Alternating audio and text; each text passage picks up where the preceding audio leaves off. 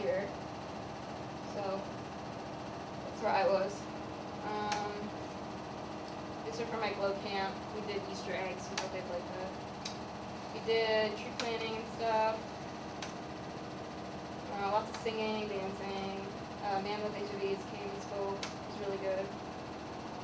Just a lot of really good programs. Football.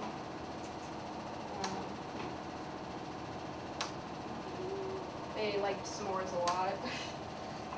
So that's my camp. And that's pretty much all I have for you, but I'm sure you can definitely ask me questions. I put the Peace Corps website, if you don't know it, it's peacecorps.gov. They have a lot of great stuff on there. Even if you're not interested in doing Peace Corps, they have stuff just to read about people's projects and stuff like that. You can donate to projects, things like that. And I also just threw out my email address. If any of you are interested in Peace Corps down the line, feel free to email me about questions. Yes. What was your favorite experience there?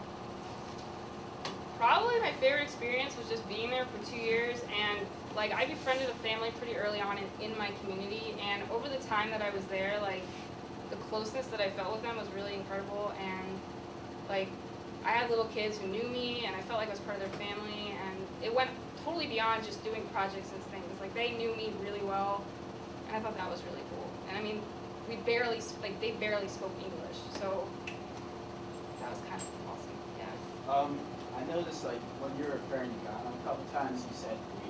So did you really feel that connected to Ghana? I do. I mean, I did leave twice. I went on a trip. I had been there for about a year, and I left on a trip with my family. And then I came back to America about 5 months before I left because my friend got married. That's the dress I wore to the wedding.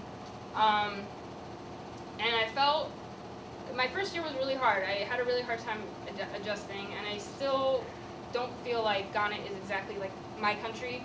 They're just really outgoing, and their personalities and mine clash a lot. But after living there for 2 years, I just really love the people there, and like their culture kind of just, it was really easy to jump into it, I guess. Like once you're there, you just feel like you're part of something, I guess. I think other countries might be a little bit harder. Like the people, I've heard stories about other countries where the people are just not accepting foreigners coming in, and Ghana is just all about it. They love anyone coming into their culture. Like they're just really, so I just felt like a really great sharing experience, so for both sides. Yes. Are you going to go back? I would like to go back, but I'm going to wait. It's really expensive to fly there. So I think, and I also think that if I go back too soon, it would be really hard. I think I'd rather wait a little bit and then go back. Maybe do more West Africa. While I was there, I did do, I went to Benin and Togo, which are right next door, which was actually really interesting on its own. They are completely different. Mr. Curry, could you please call 5249? Mr. Curry, 5249. Thank you. Togo and Benin were both French settled countries, or yeah, French countries. So just the difference between the two of them in Ghana, I pretty much went over there for I think almost over a week, and I just wanted to go back to Ghana so bad. I hated it over there. It was awful. But I probably want to go back up and do more of West Africa. Yeah. All right. Anything else? If you have questions about any of this stuff, feel free to ask. You can definitely look at it. You can play the xylophone. For sure. Play that xylophone? I've tried. I actually have to fix it. I think the cold weather is making it fuzzy. I have to work on that. This, I didn't talk about this at all. This is batik cloth. It's basically like tie and dye, except they stamp it. This is a very crazy one, but it's a lot of different pieces put together. I also have batik here. It's my computer case. So it's just basically stamped art. They do all kinds of different things. Kente. I have a wooden piece also. I also have pictures of my kids from the club, primarily just in this one. You can look through in case, I know it was kind of hard to see. I also have jewelry from what they made, paper beads and stuff. And then I have other beads up here as well. So, yeah, sorry I talk really fast.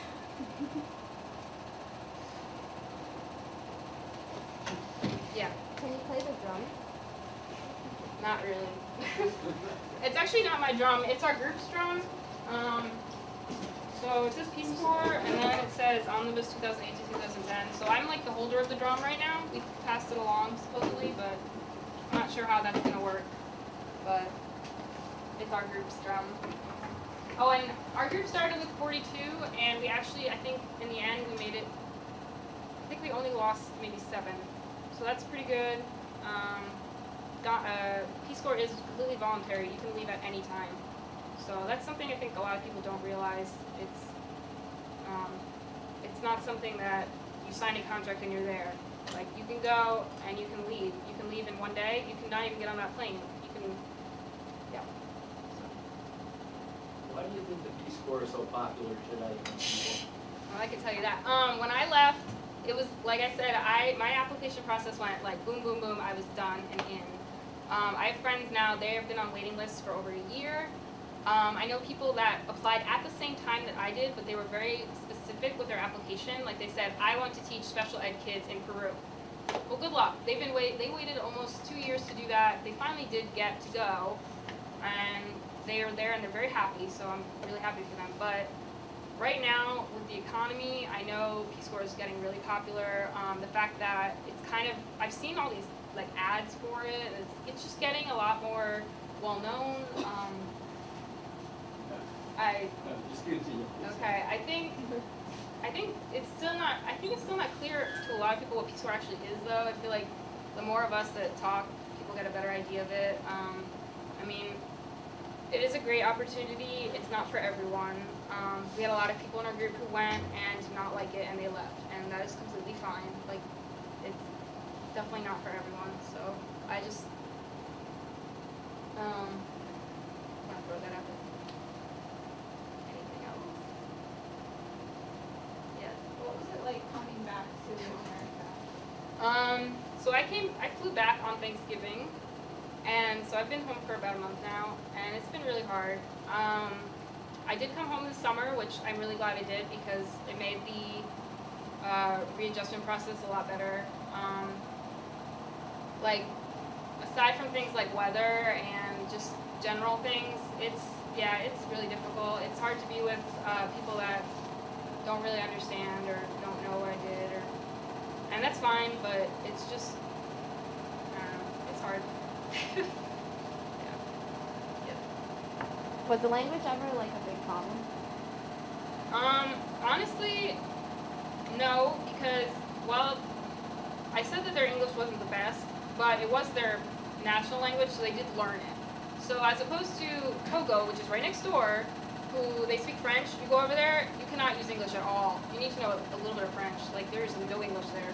So in Ghana, at least, like, they know English words, especially in the bigger cities, you could get along fine with English.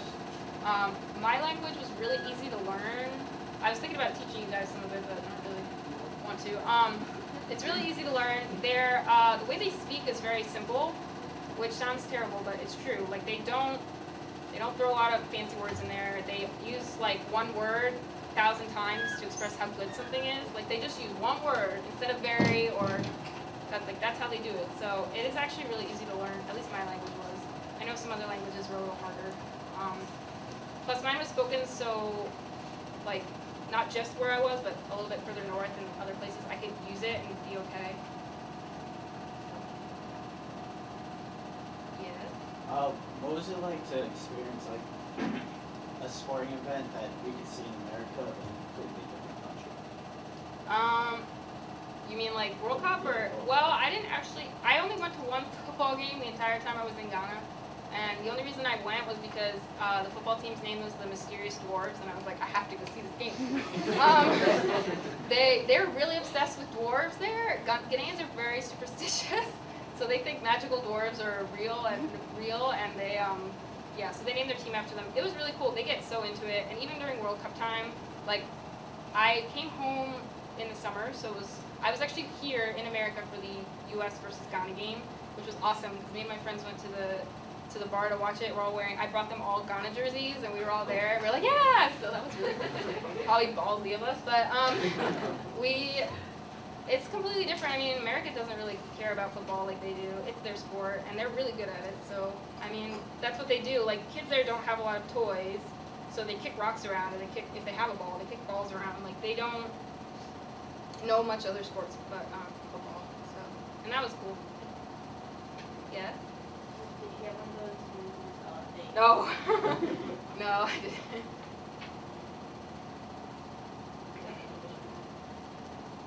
Any other questions?